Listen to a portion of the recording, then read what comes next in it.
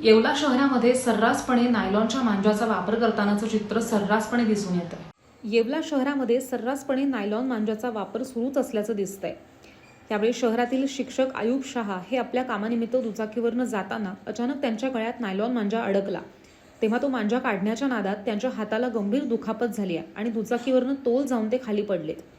त्यांच्या हाताला 3 टाके पडलेत। तरी आता मांजाच्या वापरावरती कधी बंदी आणणार आहे असा प्रश्न उपस्थित होतोय।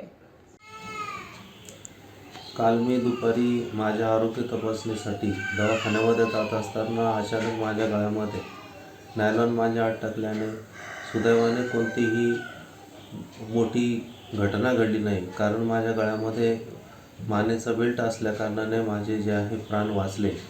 परंतु जे आहे त्या नायलॉन मांजाला वाचवण्याच्या नादामध्ये माझ्या हाताला गंभीर अशी दुखापत झालेली आहे आणि त्याचबरोबर माझ्या गाडीवरचं तोल जाऊन मी जे आहे माझ्या इतर कमरेमध्ये आणि इतर भागामध्ये जे आहे गंभीर दुखापत झाली।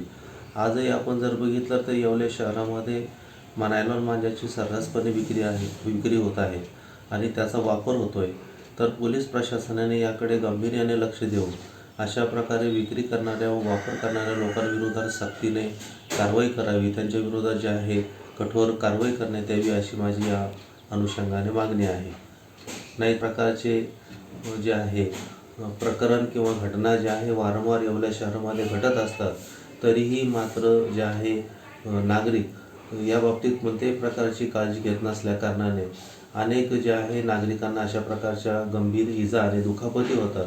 तर नागरिकांनाही या अनुषंगाने माझं आव्हान आहे का अशा नायलॉन मांजापासून आपण जे आहे दूर राहावं, जेणेकरून भविष्यामध्ये अशा प्रकारची गंभीर घटना घडणार नाही।